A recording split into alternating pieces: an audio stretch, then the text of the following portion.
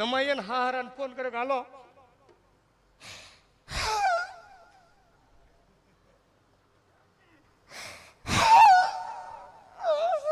પણ આમ હું જમાય આમ જો રો હું છું હા તમારી દીકરી કેવી છે પણ હું છું ઈ તો છો નથી ઘરમાં હરકો કોઈથી રાંધતી નથી મને આને કોઈથી ભાવથી બોલાવ્યો નથી મારા મા બાપ ને કોઈથી આને ભાવથી બોલાવ્યા કે હા મેં હારે વેચ કર્યો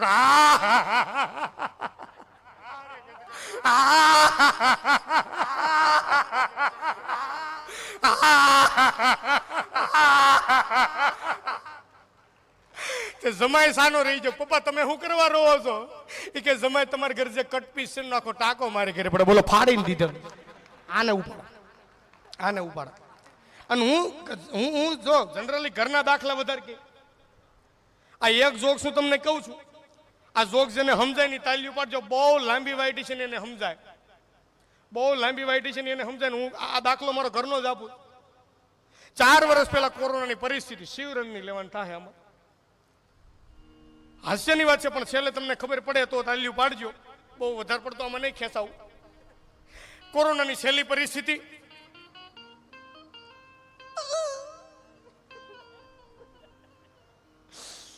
મારા કાકી છેલ્લી પરિસ્થિતિ મારા કાકી 2-3 દિવસમાં વિદાય લેવું એટલો રોગ આદિ થઈ ગયો એટલે મારા કાકાને કીધું કે આયા મરો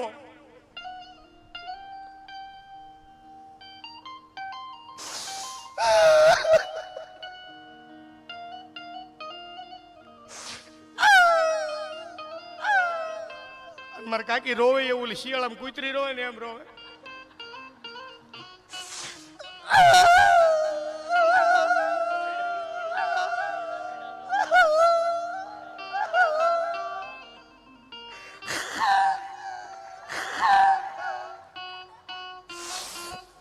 હું છે ગાંડી આમ જો મને કેમ બોલાયો મને કે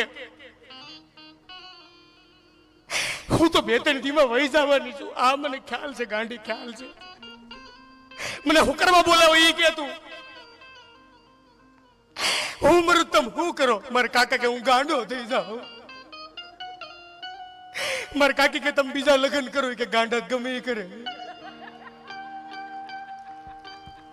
મસ્તી કરો બા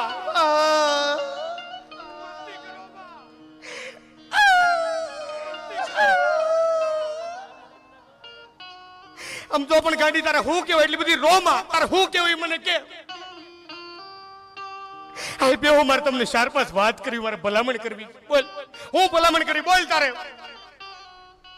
હું મરી જાઉં એટલે તમે બીજા લગ્ન કરી જો નહીં એ ગાંડી મારથી નહીં થાય હું બીજા લગ્ન નહીં કરું તમને મારા હમ છે તમે બીજા લગ્ન કરી લેજો હારું હાલ તારું માન રાખો બીજા લગ્ન કરી લે બીજું બોલ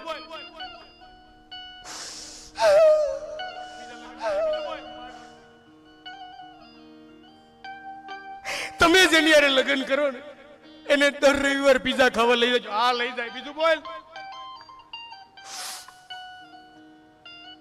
તમે મને દર રવિવાર ડુમસ લઈ જતા ને આ લઈ જતો ગાંડી લઈ જતો એને તમે દર રવિવારે ડુમસ એને લઈ જાય આ એને લઈ જાય બીજું બોલ અને મારી હાટું આપણે જે રવિવારી માંથી જીન્સ નું પેન્ટ લીધું હતું મને જે જીન્સ નું પેન્ટ ગમતું હતું ઈ તમે એને પહેરાવજો તો ઈ મારા કાકા કીધું ઈ એને નહીં થાય આવો પ્રેમ હતો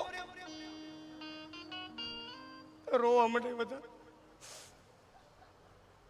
મારા કાકા ને મારા કાકી ને અદ્ભુત જોડી છે જે ભગવાન હાવ નવરા હશે ને તો એમ ઘડતા હશે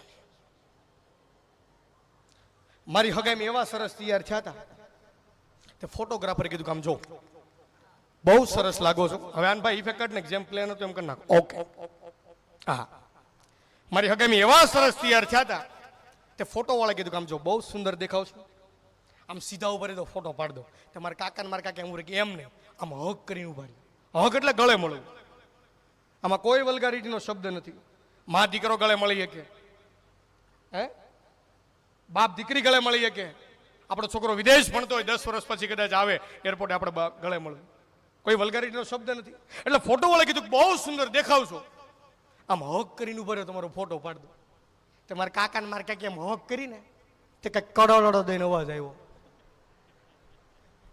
તમારે કાકી રોવા માંડ્યા. અટાણે સુધી એ બધું તમને પ્રેમ નથી કરતા,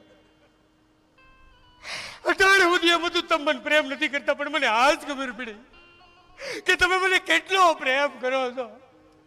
પણ હું છું આટા વગરની હામું જોઈ બધા બોલ ને રાડું નાખો બા. મારા બાપા નાશ પાડી ત્યાં સંબંધ નહીં. એ હંમેશને માટે કહેતા બંદૂકે દેવાય ધંધુકે ન દેવાય, પણ તોય મને દીધી એને. પણ હું છું ઈ તો કે રોવા છે નહીં મીંડી. ફોટો વાળા કીધું તમે બે બહુ સારા લાગો, અને આમ હક કરીને ઉભા રહ્યો, તમારો ફોટો પાડતો. અને મેં તમને આમ હક કરીને તમારા દિલમાંથી કડોડો દઈને અવાજ આવ્યો. તો એ મારા કાકા કીધું આટા વગર ની આગી ઉભી ખિસ્સામાં શિવાજીની જોડી ભાંગી નાખી. આ પ્રેમ હતો, પણ આ નિખાલસ પ્રેમ હતો યાર. આ પ્રેમ નિખાલસ હતો, આ પ્રેમમાં ટકી ગયા. નકર જો જીવન હારું જીવવું હોય ને, જીવન હારું જીવવું હોય ને તો વાઈફ હારી જોઈએ અને બોલવા માટે માઈક હારા જોઈએ. જીવન હારું જીવવું હોય તો વાઈફ હારી જોઈએ અને બોલવા માટે માઈક હારા જોઈએ. પણ બેયમાં ફરક એટલો, આની સામે બોલી શકો.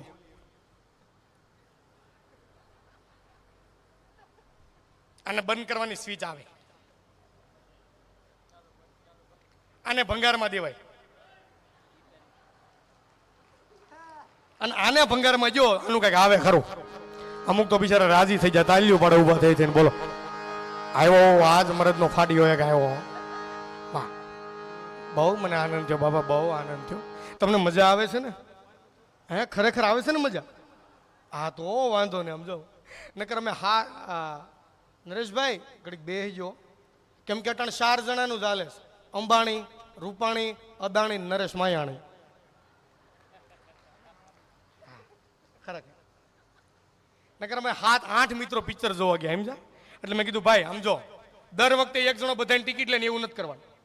આ વખતે બધાય પોતપોતાની ટિકિટ લેવા, બધા લાઈનમાં ઉભા રહી જાઓ. તો બધા લાઈનમાં ઉભા થાય. એમાં એક મારો મિત્ર મને કે થૂકવું છે, આગળ વાળાને કોર્ટમાં થૂકી જા. મન કે ખબર પડશે તો મેં તને પડી. મને કે હું વાત કરશો કે. અને બરોબર આમ પિક્ચર જોવા બેઠા, તે મારા બાજુની સીટમાં 70 વર્ષના ડોશીમાં આવ્યા હતા પિક્ચર જોવા. ભદ્રેશ સાહેબ તે ચાલુ પિક્ચર ડોશીમાં.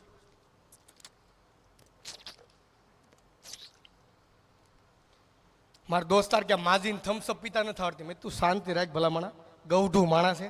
આપણી જેમ એક થમ્સઅપ ન પીએ કે, પણ મને કે આમ ઘૂંટડે થોડી થમ્સઅપ પીવાય, થમ્સઅપ એકાર પીવાય. ભાઈ તું શાંતિ રાખ, તું પિક્ચર જો. થોડીક વાર ને પાછું માજી.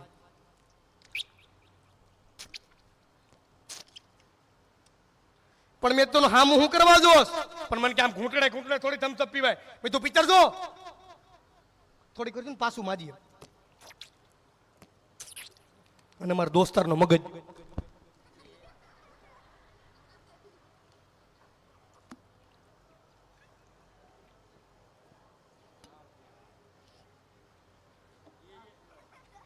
કે માજી આમ થમ્સઅપ પીવાય. માજી કે રોયામાં હું પાન થૂકતી હતી.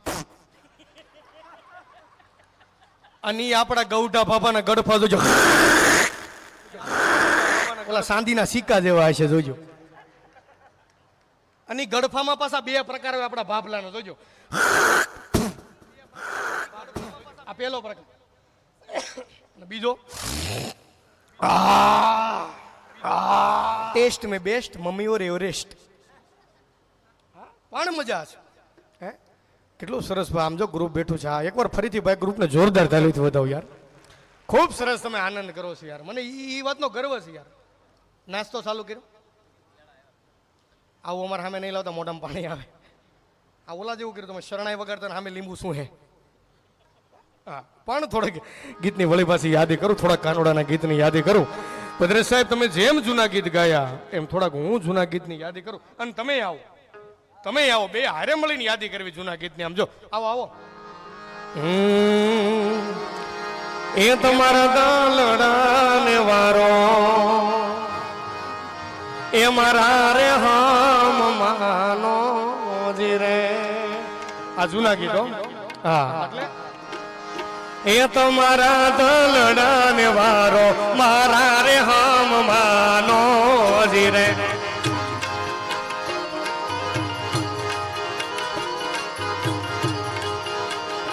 હે તમારા રૂદિયાને તમારા દલડાને તમારા રૂદિયાને વારો મારા રામ માનો જી રે